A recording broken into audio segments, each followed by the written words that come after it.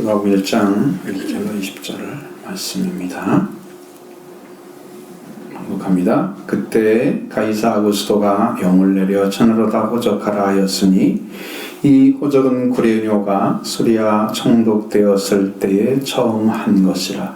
모든 사람이 호적하러 각각 고향으로 돌아가매 요셉도 다윗의 집 족속이므로 갈릴리 나사렛 동네에서 유대를 향하여 베들레헴이라 하는 다윗의 동네로 그 약혼한 마리아와 함께 호적하러 올라가니 마리아가 이미 잉태하였더라.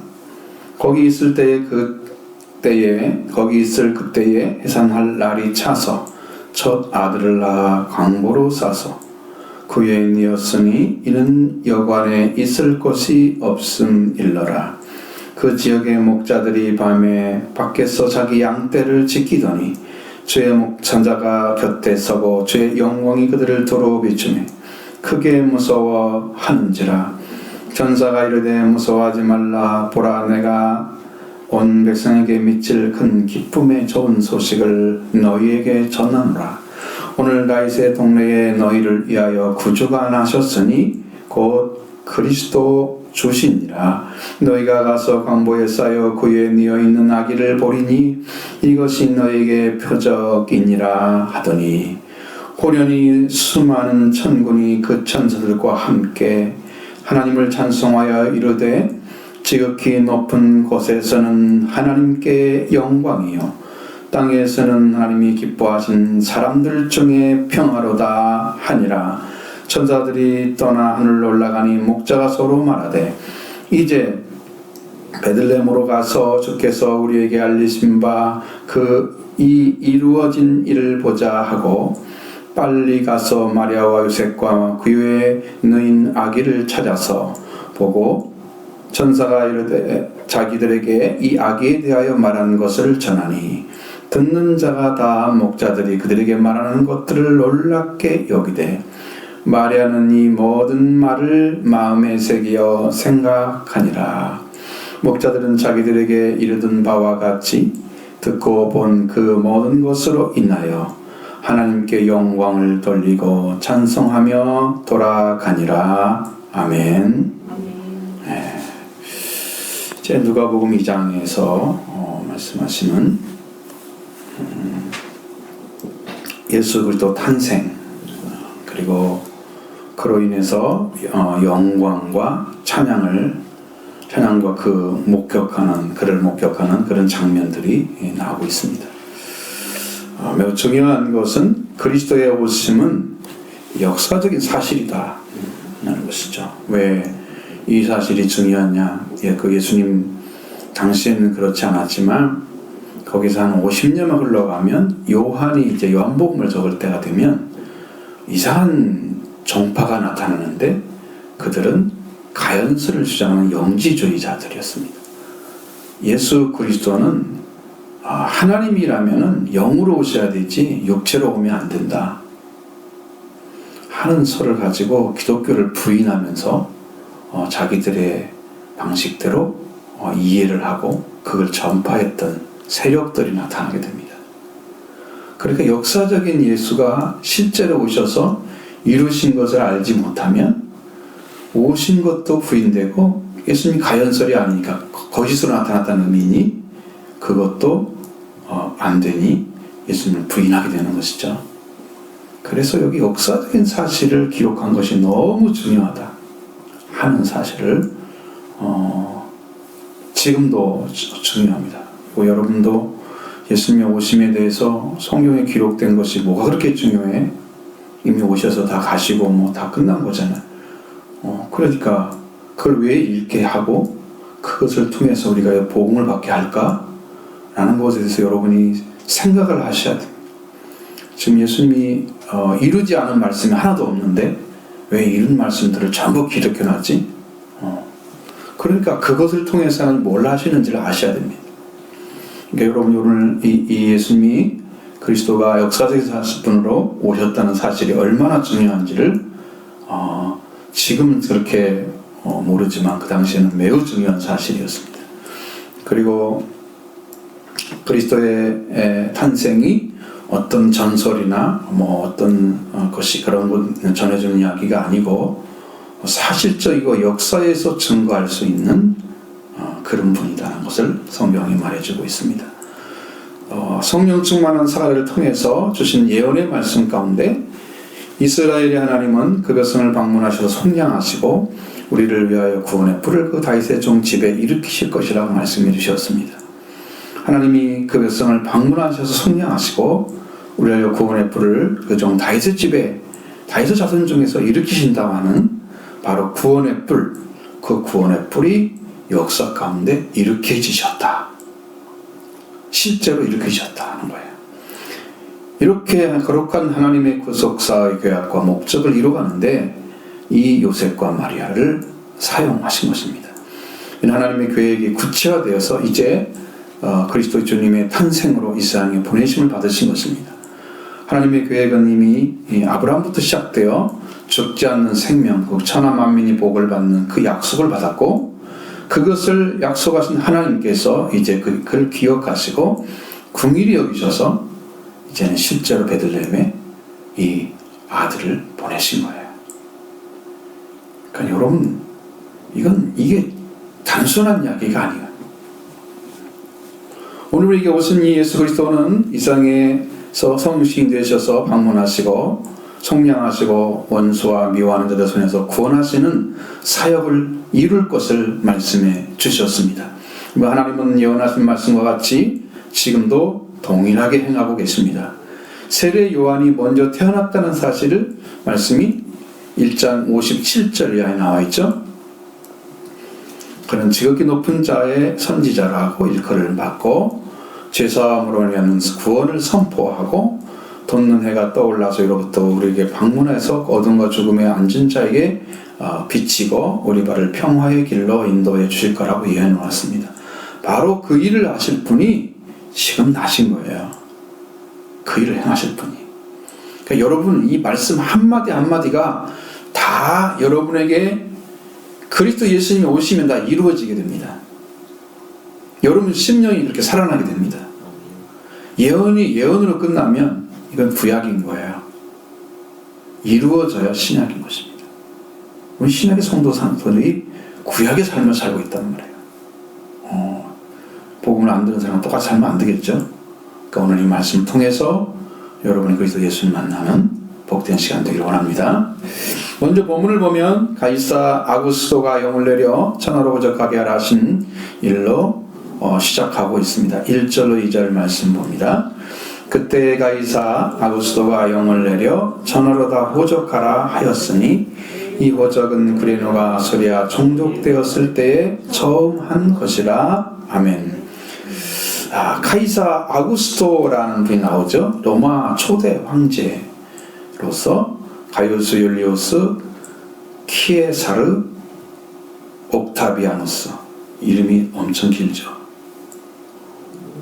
그 사람에게 원로원이 내려준 칭호로서 존칭이 아우구스투스 이렇게 됩니다. 그래서 우리말로는 아구스도 이렇게 있죠. 그의 이름이 굉장히 중요한 의미를 가지고 있습니다. 아우구스투스란 단어는 존엄자 아니면은 숭배할 만하다, 이렇게 큰 뜻을 가지고 있습니다.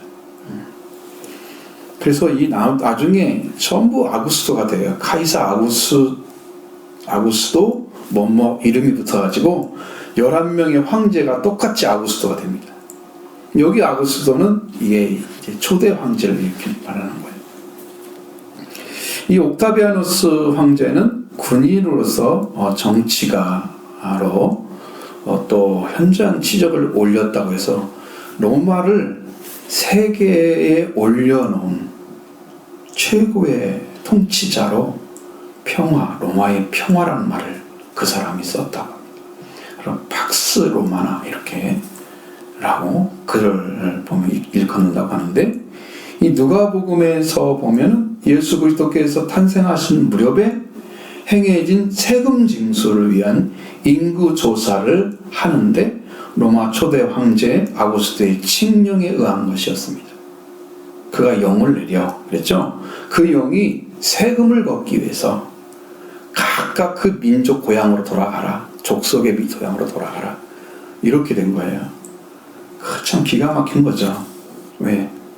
하나님이 아시는 이 그리스도가 태어나는 베들레헴에 태어나는 것과 로마 황제 아구스토가 한 일이 똑같이 떨어져야 되잖아요. 그러면 베들레헴에 태어날 수가 없죠. 왜? 왜 그래요? 지금 어디에 살고 있어요? 마리아는 나사렛에 살고 있잖아요. 나사렛에도 어떻게 베들레헴에 가서 아이를 낳아요? 그냥 가서 낳을 사람이 있겠어요? 없죠. 그런데 거기 가서 낳으면 돼. 성경에 예언이 되어 있기 때문에. 그러니 그걸 하고 계신 그 하나하나를 섭리하신 분이 누구냐? 하나님이시라는 거죠. 역사 가운데 직접 행하시는 하나님을 보게 됩니다. 그거 따라서 로마의 속죄에 속해 있었던 유대 나라에도 그 속에 들어가 있었는데 세금을 받을 목적으로 호적하라고 그 당시 총독인 구레뇨가 영을 또 내렸습니다. 그 구레뇨가 처음 수리아 총독 되었을 때 한 것이다 라고 기록해 되어 있죠. 이 구레뇨라는 말은 키리니누스라고 이렇게 읽는데 우리는 구레뇨라고 이렇게 번역을 해놨습니다. 그는 관할하는 자라는 뜻을 가지고 있죠. 수리아에 있던 로마 총독의 이름입니다. 예수님이 탄생할 때 그에 대해서 유대의 호적 조사가 시행되었습니다. 이렇게 구레뇨가 호적 조사를 한 것에 대해서 시행한 것을 역사적 기록을 찾아보면 없습니다.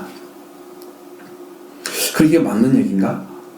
구레뇨가 주 6년에 총독이 되었다는 거, 그때 호적 조사가 시행됐다는 그런 얘기만 기록되어 있는 거예요.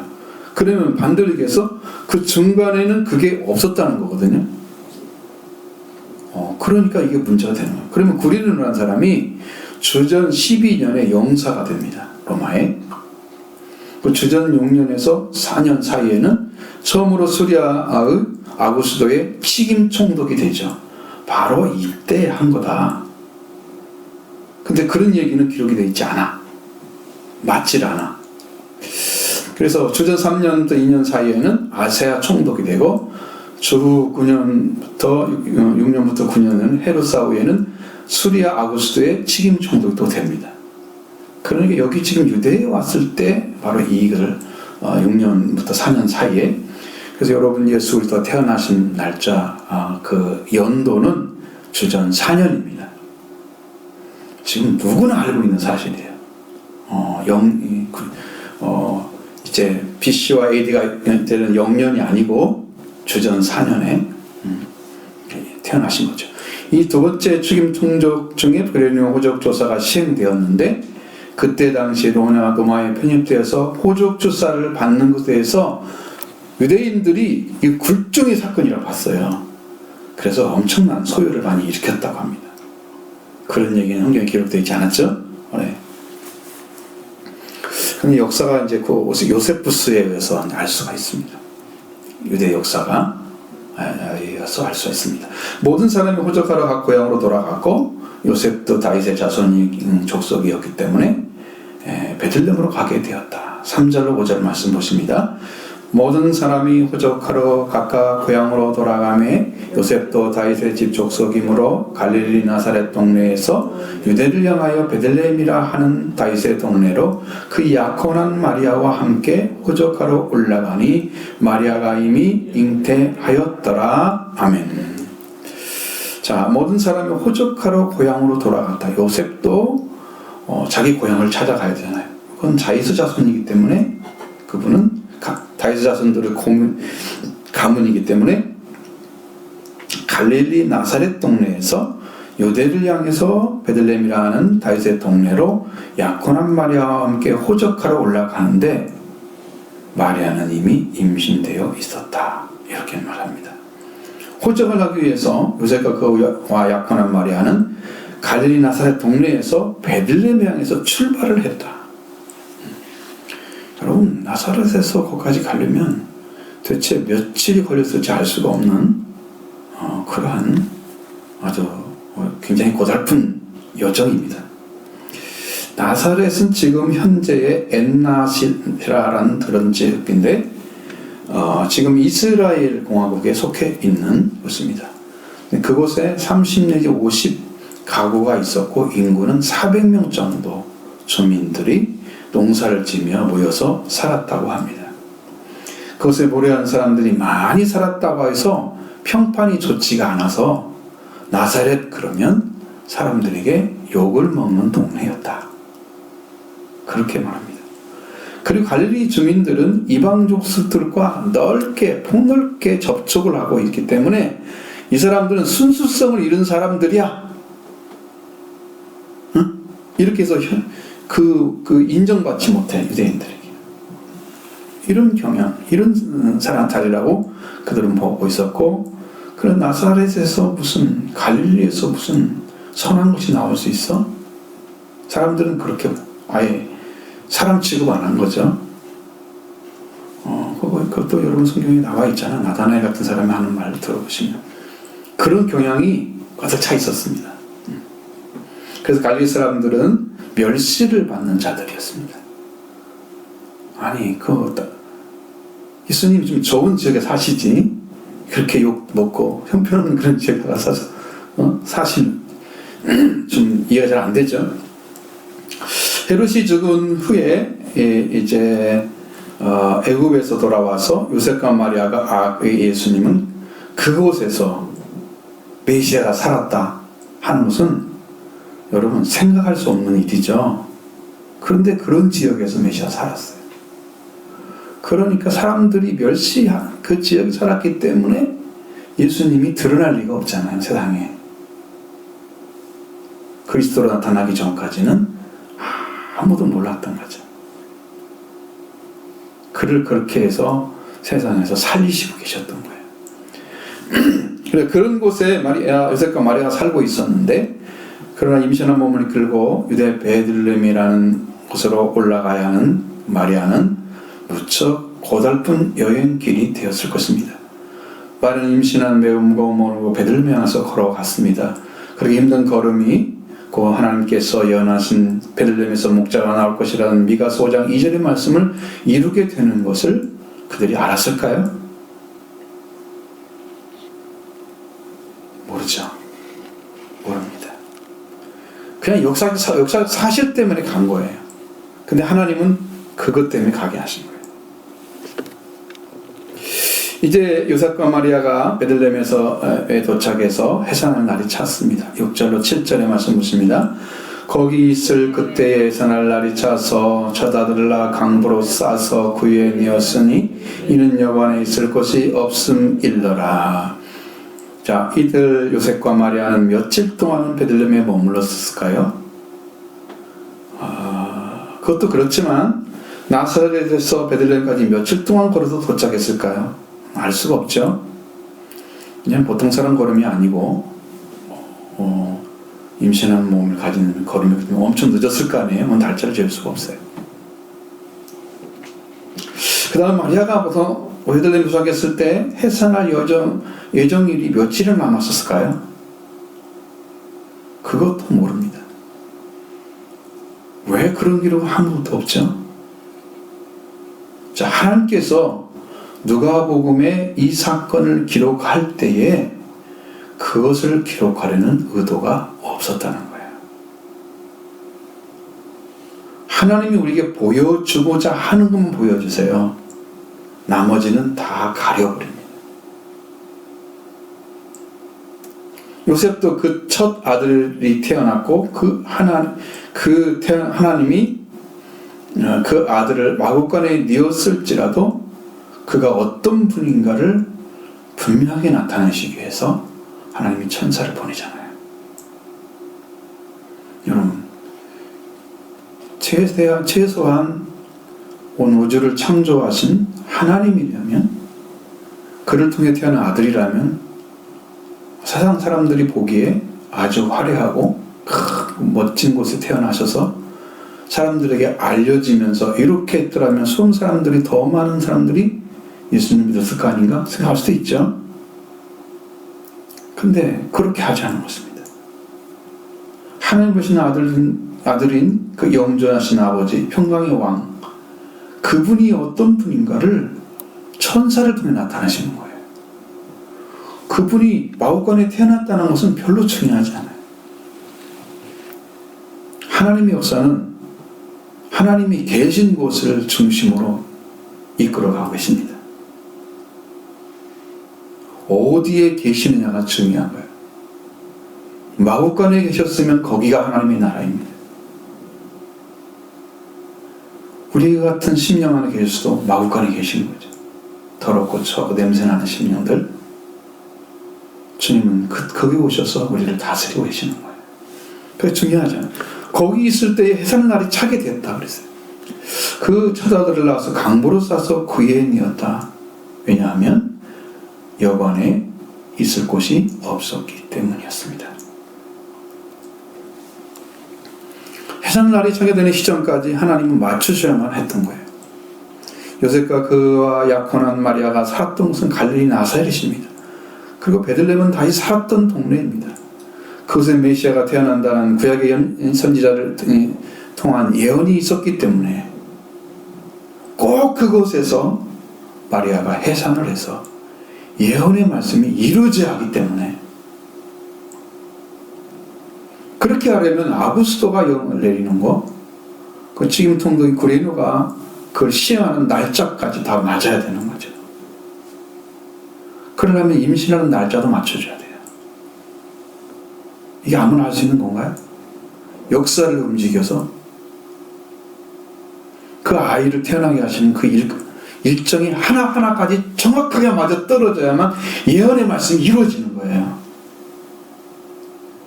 그러니까 하나님은 여러분의 구원도 그렇게 다루고 계시는 거예요. 들어오시게만 되는 거예요. 지금 너무 넓게 열려 있습니다. 철저하게 하나님께서 하나하나를 인도하고 계셨다는 사실입니다. 이 예언의 말씀 미가서 5장 2절에 있죠. 베들레헴 에브라다야, 너는 유대 족속 중에 작을지라도 이스라엘 다스릴 자가 내게로 나올 것이라. 그의 근본은 상고에 영원에 있느니라 하고 기록되어 있습니다. 베들레헴 에브라다라는 지명입니다. 성경에는 엘리멜렉과 그 가족과 그리고 이세가 베들레헴 에브랏 사람이라고 불려지고 있습니다. 사무엘상 17장 12절에 다윗은 유대 베들레헴 에브랏 사람 이세라고 기록이 되어져 있는 거예요. 이세는 사울 당시 사람 중에 나이가 많아서 늙은 사람으로서 8 아들이 있는 중이라고 기록되어 있습니다. 이 말씀은 다윗은 유다 베들레헴 에브랏 사람이라는 말입니다. 이세의 아들이란 말이죠. 에브랏을 이제 에브라다로 이렇게 바뀐 거예요. 자, 그래서 바로 베들레헴 에브랏, 그건 에브라다가 된 거죠. 다윗이 살았던 동네입니다. 베들레헴 에브라다야, 너는 유대 족속 중에서 작을지라도, 즉 보잘것없고 천할지라도, 그런 뜻입니다. 이스라엘을 다스릴 자가 내게서 내게로 나올 것이다. 그곳에서부터 나에게 나올 거다. 그 말입니다. 하나님께서 말씀하신 거예요.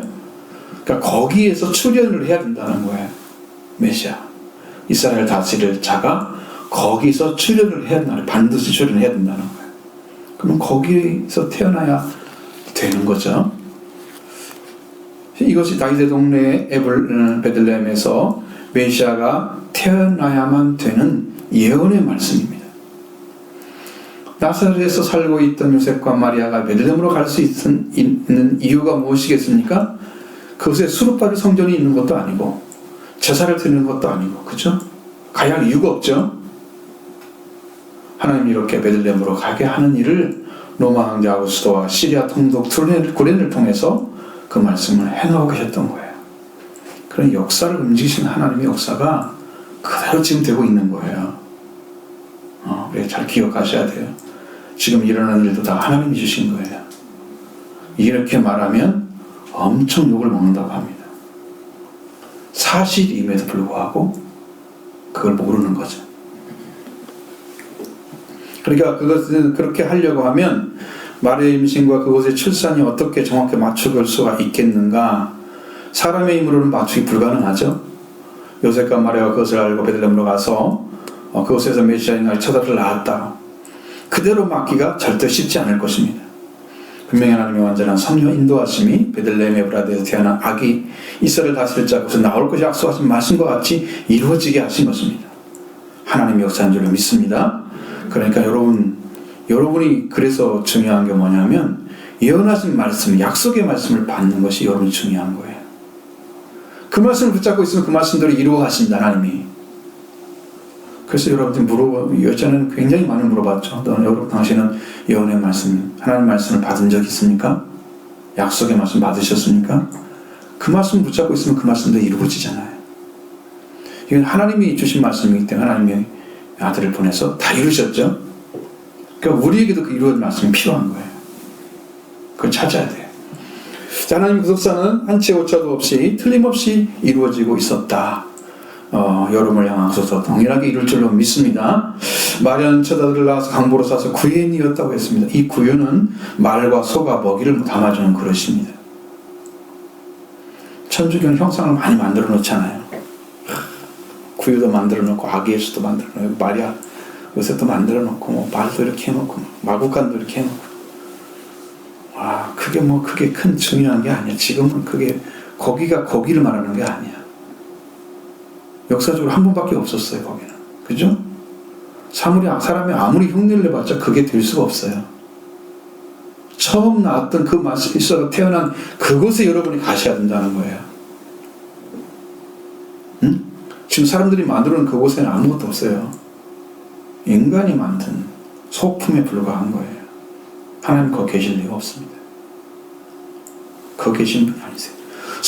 말과 소의 먹이를 담아지는 그릇에 강보에 쌓인 아기가 뉘어져 있었다.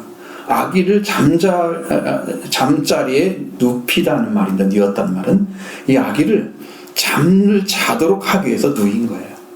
뉘었다는 말은 그 안에 잠잔다는 말이 들어있어요. 언어에는. 근데 여기는 그렇게 번역할 수가 없죠. 넓게 이렇게. 아기 예수님이 태어나서 이 마구에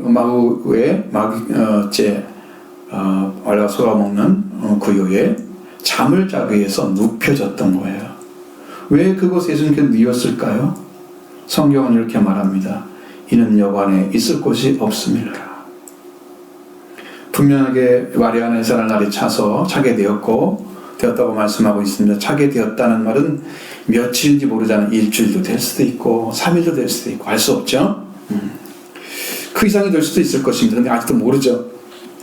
그동안에 많은 사람들이 있을 텐데 여관에 사람들이 먼저 와가지고 다 차지하고 있어서 이곳에 해산할 그러한 마리아가 있음에도 불구하고 내어주는 자가 한 사람도 없었다는 거예요. 여관에 있을 곳이 없습니다.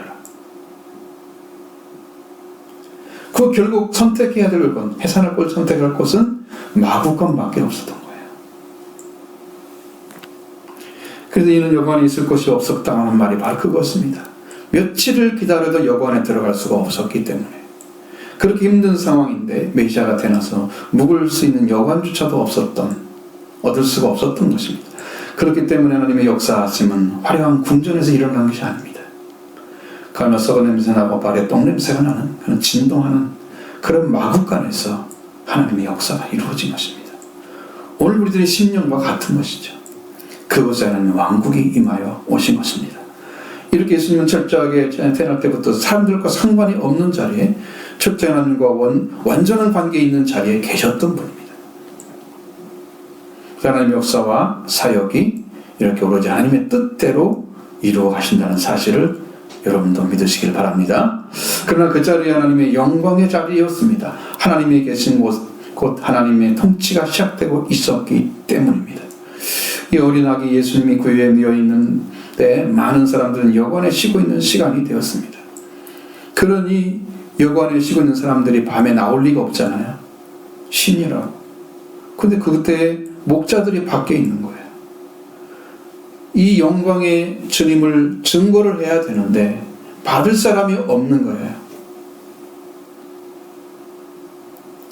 그래서 밖에서 자기 양떼를 지키는 목자들에게 주의 사자가 나타났습니다. 8절로 9절의 말씀 보십니다. 그 지역의 목자들이 밤에 밖에서 자기 양떼를 지키더니 주의 사자가 곁에 서고 주의 영광이 그들을 두루 비추매 크게 무서워하는지라. 아멘. 베들레헴 지역의 목자들이 밤에 밖에서 자기 양떼를 지키고 있어. 누구 양떼를 지켜주는 게 아니고 자기 선한 일을 하는 게 아니에요. 다른 사람에 위해서 희생하는 것도 아니고 자기 양떼. 그들이 양을 모아가지고 이렇게 막 섞여 놓습니다. 밤이라 섞여 놓고 한 사람이 불침번을 쓰고 다른 사람은 좀 쉬러 들어가고 계속 잠 못 자면은 다음날 일을 못 하잖아요. 그들이 일과였어요. 그게 밖에서 목자들이 있는 거예요. 목자 한 사람이 아니고 목자들인 거예요. 그래서 그들이 양을 지키고 한 사람이 지키고 있었고, 양을 안 지키면 큰일 나죠. 양이 보호를 못 받죠. 그 자기 양떼를 지키기 위해서 한 목자가 깨어 있는 거예요. 그리고 그 밖에서 자기 양떼를 지켜놓은 목자 외에는 이 메시아가 태어나서 말하는 아기 예수를 어떤 분이라고 전해줘야 될 대상이 없었던 것입니다. 여러분도 목자가 되기를 원합니다. 여러분도 그 메시아가 왔을 때 볼 수 있는 조건이 뭐냐면 자기 일을 하고 있는, 그렇지만 그분이 계신 곳에 같이 있는 거예요. 근데 거기에 보면 성경에 보면은 베들레헴으로 가서 이 말을 들어보면 베들레헴에 좀 떨어진 곳에 있었다는 얘기죠. 그리고 우리가 낳고 한 아기가 우리에게 낳고 한 아기를 우리에게 주신 바 되었는데 그의 께는 정사를 메었고 그의 이름은 기묘자라 모사라 전능하신 하나님이라 영존하신 아버지라 평왕의 왕이라 부르시는 바로 그분을 볼 수 있는 사람이 목자 외에는 없었다는 거예요. 그리스도를 맞이할 사람들 다 여관에 있었습니다. 오늘날 여러분의 현 위치를 바라보시기 바랍니다. 나의 평안을 위해서만 살아가지 마시고 주님을 만나기 위해서 여러분 일을 하시기 바랍니다. 그것은 하나님께서 그 한 아기로 오셨는데 그 아기로 태어난 그 아기의 영광은 사람 오셨기 때문에 다 감춰져 있었습니다. 그 성경에는 하나님의 영광이라고 안 쓰고 하나님의 아들의 독생자의 영광 이렇게 썼습니다. 감춰져 있는 거죠. 사람으로 태어났기 때문에. 근데 그분이 하나님이십니다. 하나님의 독생자의 영광이라고 기록되어 있는 그분, 바로 그분이 오신 거죠. 그래서 어떤 분인가를 알리기 위해서 주의 천사를 보내셨습니다. 하나님께서. 그리고 주의 천사가 밤중에 자기 양떼를 지킨 목자들의 곁에 서서 말씀해주고 있었습니다. 그들에게 큰 기쁨의 좋은 소식이 선포되고 있었습니다. 주의 사자가 곁에 서고, 누구 곁에 섰을까요? 목자들 곁에 섰겠죠.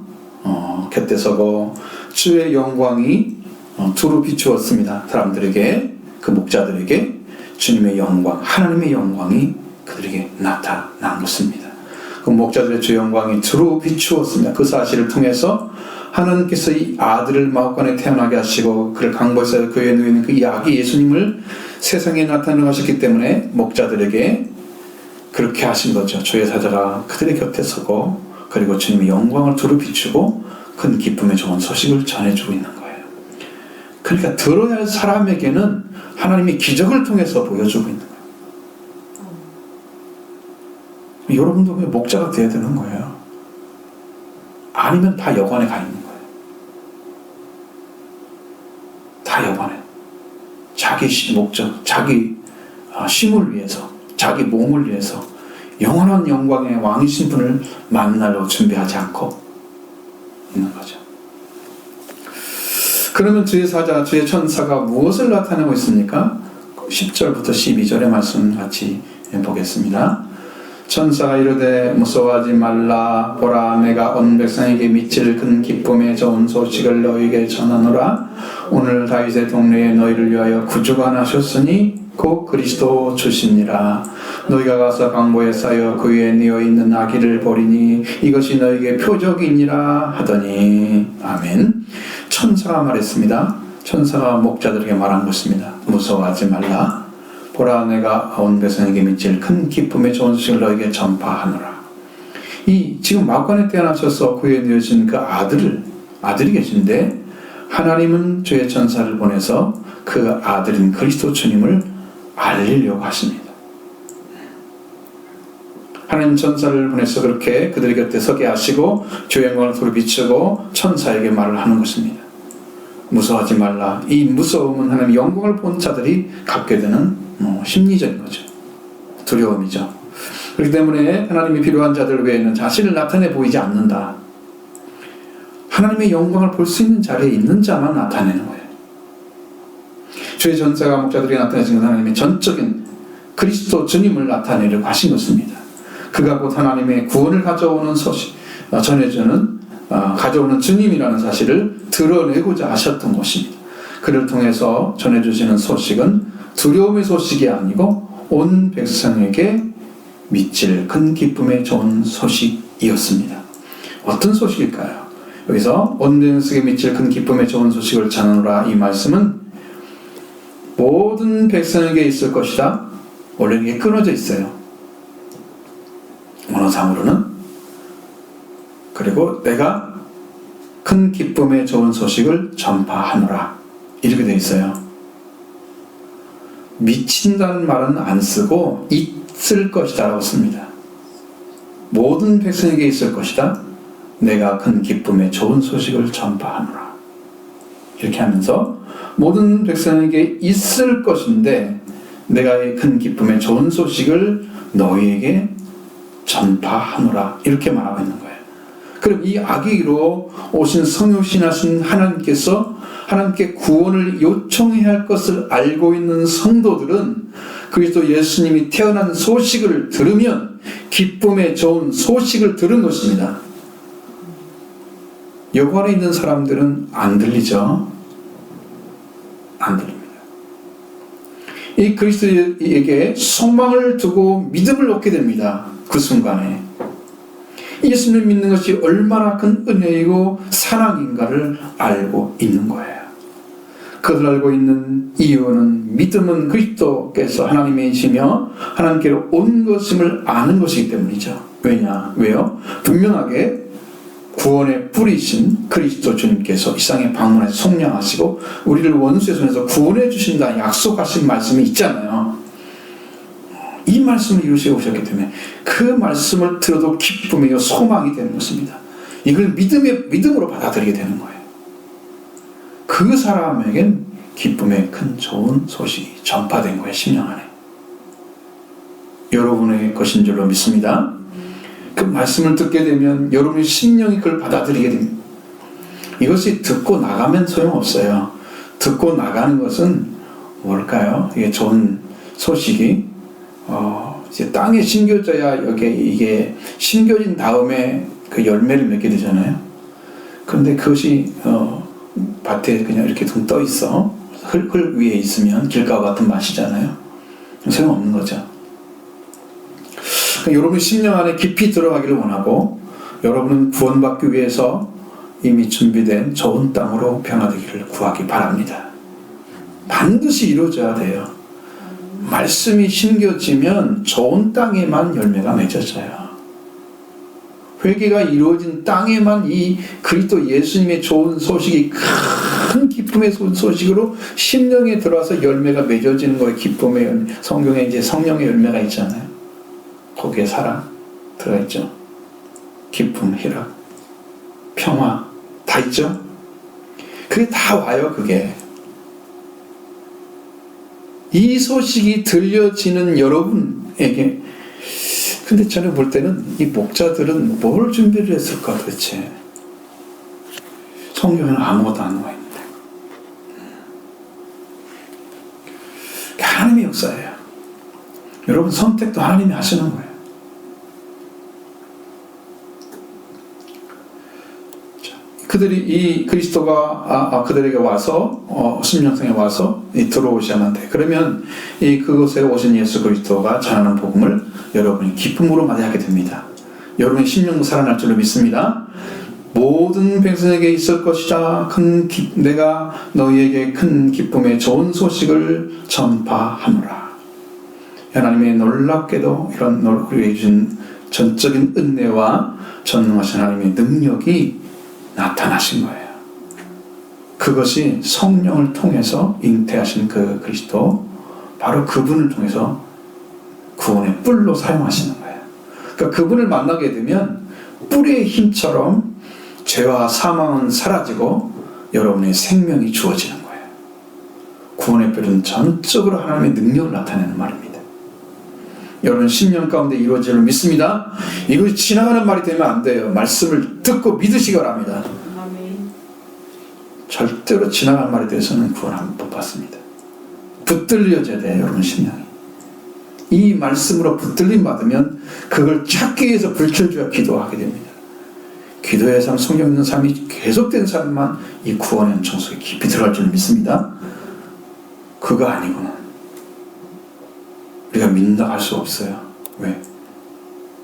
전적으로 의지하지 않기 때문에 성령도 안 있고 기도도 안 하는 거예요.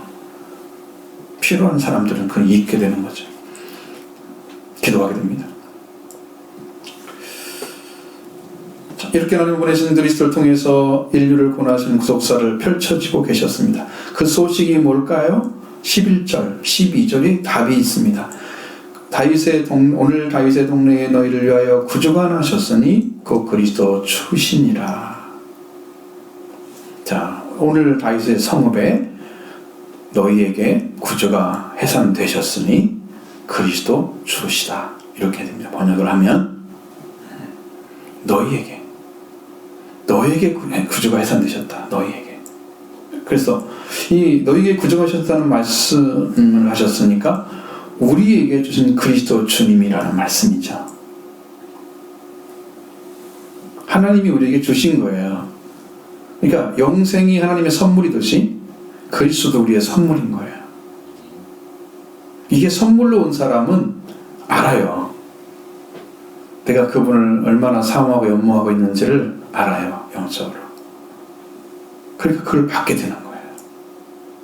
기쁨으로. 이 구원의, 우리가 그 구원의 길을 찾아서 사는 자들을 위해서 너희에게, 즉 우리에게 구주가 해산되어야만 합니다. 여러분의 태어나기를 원합니다. 여러분 심령 가운데 이제는 영으로 들어오시기를 원합니다. 이 변화되는 거죠. 그것이. 아브라함이 바로 자기의 모든 소유, 독자, 이삭까지도 드렸을 때에 얻어낸 것이 뭡니까? 천하만민이 복을 받는 시, 죽지 않는 생명을 얻어냈습니다. 그때부터 메시아가 준비된 거예요.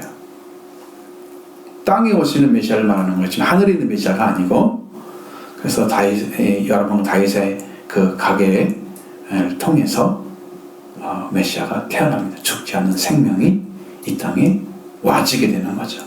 그러니까 여러분도 그분을 만나셔야 됩니다.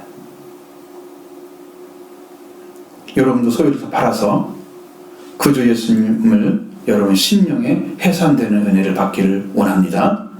바로 그것이 와야 돼요. 그분이 바로 그리스도 주님이십니다. 우리가 만나야 될, 우리에게 주신 그리스도 주님, 이분이 여러분의 심령에 오시면 구원이 될 줄로 믿습니다. 다윗의 동네, 즉 베들레헴 에브라다에 태어나신 분, 구주이신 그리스도 주님이 계신 곳입니다. 그리고 우리가 찾아가야 할 곳은 베들레헴 에브라다입니다. 여러분과 제가 방문해야 될 동네는 다윗의 동네, 즉 베들레헴 에브라다입니다.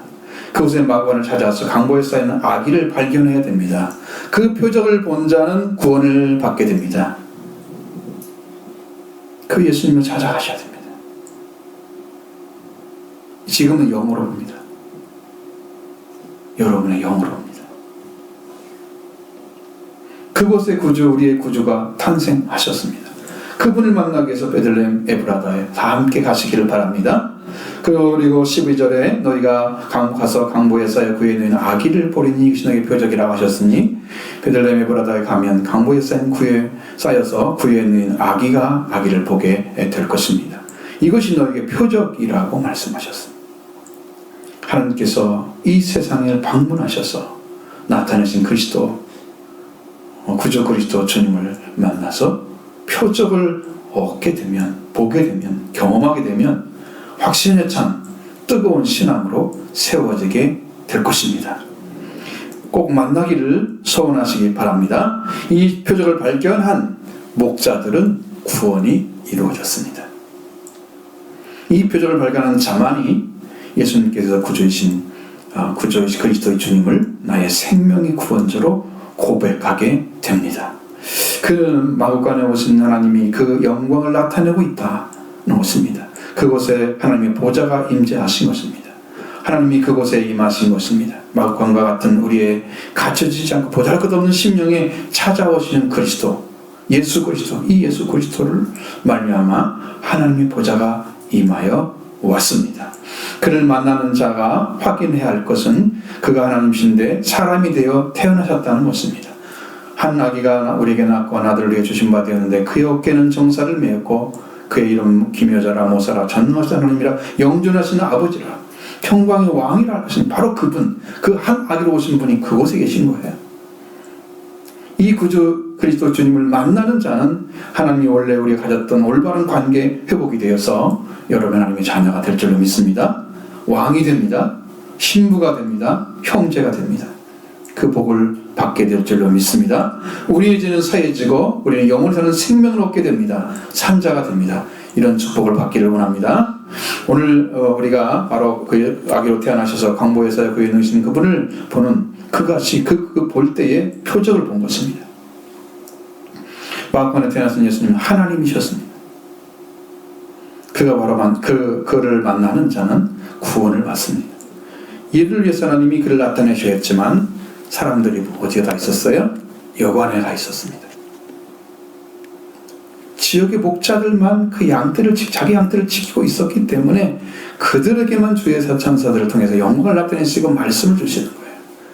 그들이 표적을 발견하게 되는 거죠. 함께 가기를 원합니다. 마구간에 하나님이 사람이 되어 오신 하나님은 그곳에 가서 강보에 쌓인 아기 예수님이 창조주 하나님이시며 사람을 죄에서 구원하시는 하나님이셨다는 사실입니다. 그가 성령으로 오늘 오십니다. 성령 오시는 거죠. 오늘 우리가 하나님의 영 그리스도의 영으로 오시는 그리스도 예수를 영접하면 하나님의 성탄의 최고의 선물이 될 줄로 믿습니다. 여러분 선물을 받으시기 바랍니다. 이 주님을 만나시는 여러분이 되기를 바랍니다. 그리고 그 천사들의 말을 듣는 목자들에게 갑자기 하나님을 찬송하는 소리가 들려왔습니다. 13절로 14절의 말씀입니다. 호련히 수많은 천군이 그 천사들과 함께 하나님을 찬송하여 이르되 지극히 높은 곳에서는 하나님께 영광이요 땅에서는 하나님이 기뻐하신 사람들 중에 평화로다 하니라. 아멘. 이렇게 이 언어가 좀 감춰져 있어가지고 왜 사람이 기뻐하신 사람들이라고 했을까? 참 찾기가 어려워요. 무슨 말인지. 이 언어로 가면 굉장히 좋습니다. 자, 갑자기 많은 하늘의 군대와 천사들이 하나님을 찬송하여 말했습니다. 지극히 높은 곳에서는 하나님께 영광이요. 이게 원어대로 하면 가장 높은 곳에 하나님께 영광 이렇게 되어 있습니다. 그 가장 높은 곳이라는 것은 어디냐면 하나님만 계신 걸 말하는 거예요. 하나님만 계신 것. 그러니까 사람이 갈 수 있는 곳이 아니에요. 도달할 수 있는 곳이 아니에요. 그런데 마구간에 계신 그분이 어떻게 하나님의 영광이 되냔 말이에요. 그게 뭐냐면 신분 때문에 그런 거예요. 여러분 이 땅에서는 내가 누구의 아들이고 어떻게 몇 년 어떻게 살고 이 땅에 그게 나의 신분은 땅에 있는 거 있잖아요. 그 땅의 신분을 가지고는 하나님 못 들어가죠. 근데 하늘의 신분을 갖게 되면 내가 누구의 아들도 뭐가 됐든 나는 상관없이 하나님에 들어가는 거예요. 예수님은 하나님의 신분을 가지고 있었어요. 그래서 그분이 계신 곳이 그분이 오신 자체가 하나님께 영광이 되는 거예요. 하나님이 계신 곳에, 가장 높은 곳에 하나님께 영광. 바로 그분이 예수 그리스도 주님이셨습니다. 땅 위에서는 하나님의 기뻐하신 사람들 중에 평화로다. 언어로 보면은 땅에서 받아들인 사람들 중에 평화, 이렇게 되어 있습니다. 훨씬 편하죠. 그분이 누군가를 받아들인 사람에게는 평화가 되신다 이 말이에요. 기뻐하신 사람들 중에 좀 어렵잖아요. 되게. 왜 말을 이렇게 뒤집어서 꼬아놓는지 좀 저는 제가 잘 이렇게만 했으면 여러분들 지금 진작에 이해를 했을 거예요. 여러분 그분을 받아들이기만 하면 평화가 이루어져요. 이미 십자가 부활이 다 끝나버린 거예요. 아브라함이 부활의 주님을 거기서 만난 것처럼 오늘 여기서 만나게 될 줄로 믿습니다. 이 표적을 보고 받아들인 사람들 중에는 평화가 되십니다. 사탄의 권세를 깨뜨리고 죽음을 이기신 그 주님 주시는 평화를 얻게 될 것입니다. 그리스도 주님은 죽음을 이긴 자이고 마귀를 이기신 승리자였습니다. 보십시오. 예수님이 이 땅에 오셔서 죽으시기 이전에 요한복음 11장에도 이미 나는 부활이요 생명이라고 말씀하셨습니다. 이미 끝난 거죠, 죽음도. 근데 그것을 모든 사람에게 주기 위해서 이루신 거예요, 땅에 다시. 하나님만은 죽음이 없습니다. 하나님은 죽은 자를 살리십니다. 그러니까 죽음, 부활이요 생명이시죠? 지금 만나기만 하면 돼요. 평화가 와요. 여러분 그 평화 가운데 들어가기를 원합니다. 이 놀라운 찬양의 말이 이곳에 기록되어 있는 것입니다. 우리들 심령에도 이렇게 하나님께 영광이 되시고 땅에서는 받아들인 사람에게 평화가 되시는 그리스도 예수님이 선포되었습니다. 이를 영접하게 되는 그런 자들에게 이렇게 이루어질 줄로 믿습니다. 할렐루야. 여러분 다 이루셔야 됩니다. 저만 이렇게 열이 난 것 같아요. 여러분 반응이 영 쌀쌀해요. 좀 정신 좀 쫙 차리고 좀 들으십시오.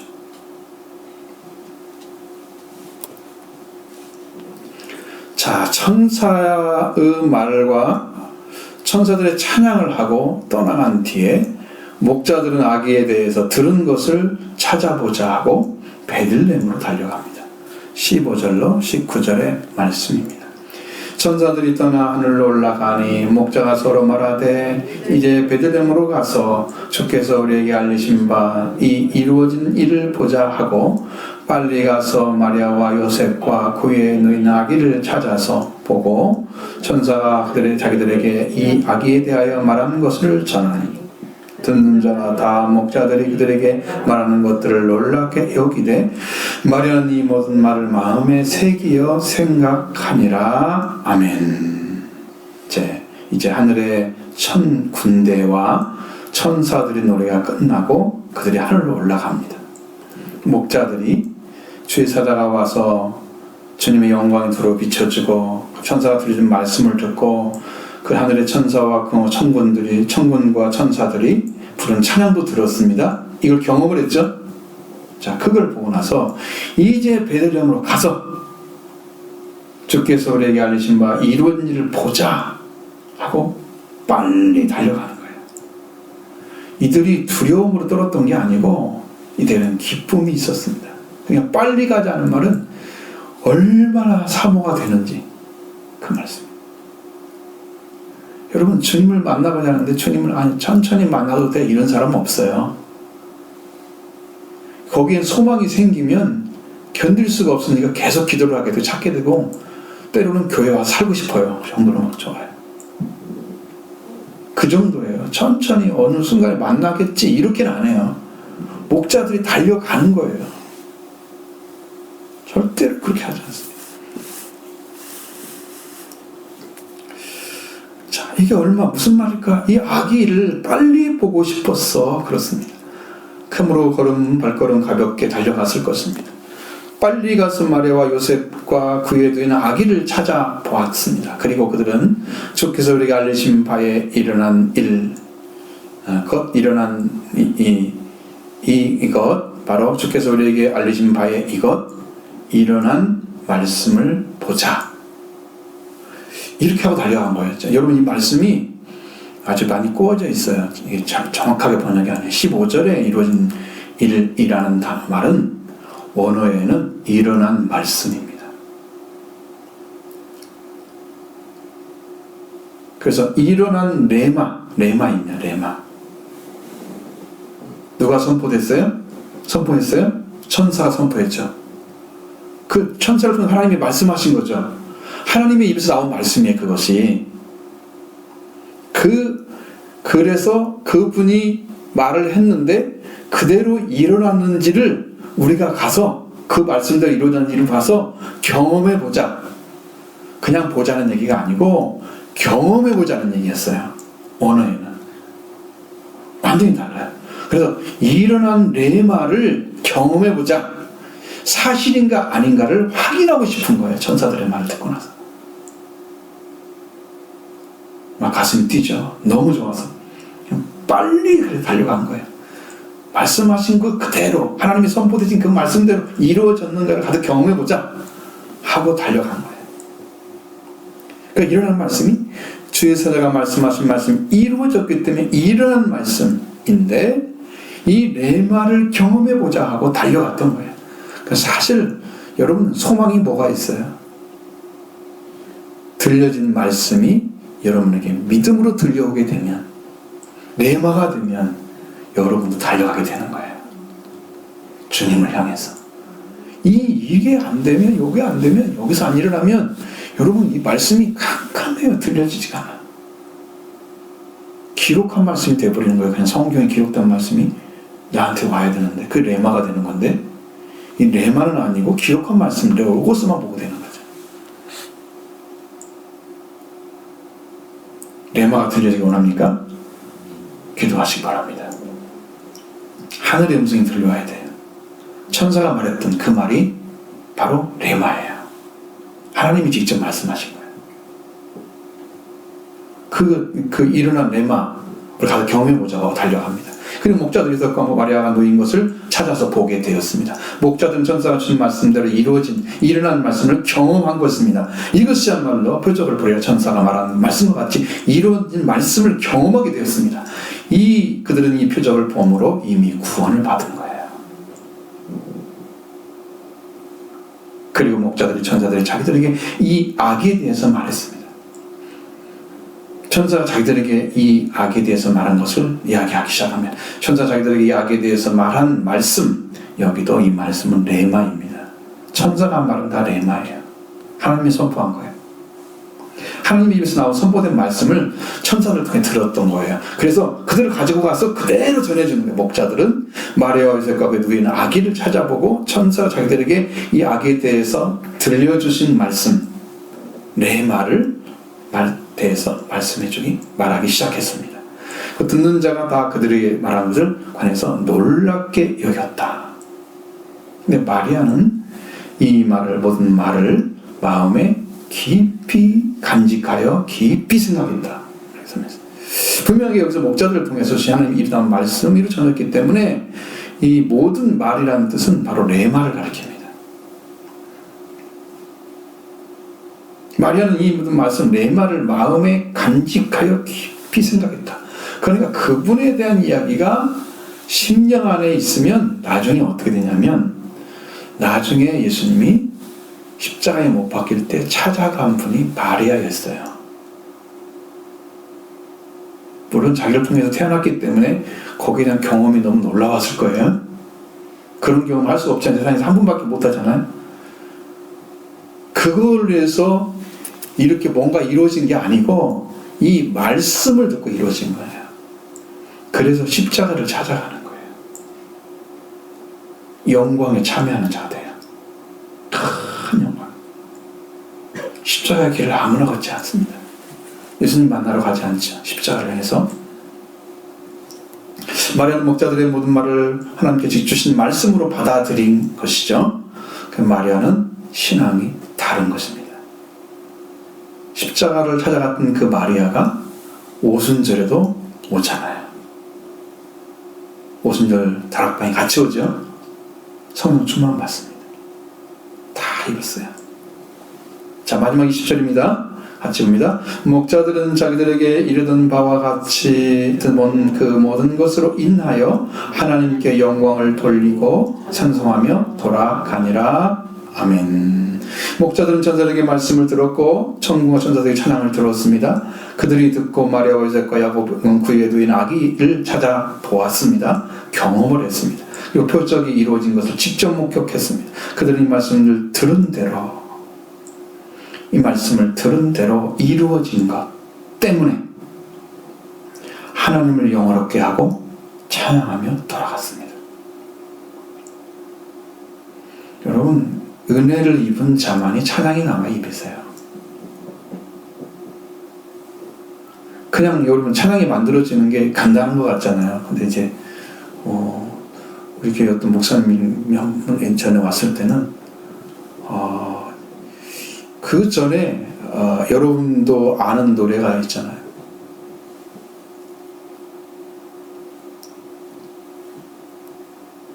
그 복음 찬양을 많이 만든 분이 있었어요. 우리 노예에. 그분이 찬양을 알고 있었는데 노래하라 꽃들이요. 그런 기억나시는 거 있죠? 옛날에 참 많이 했는데. 근데 그 찬양하신 분을 알고 있는데 제가 만든 찬양을 딱 듣더니 목사님 차원이 다르네요. 그러시는 거야. 복음성가 찬양은 아니지.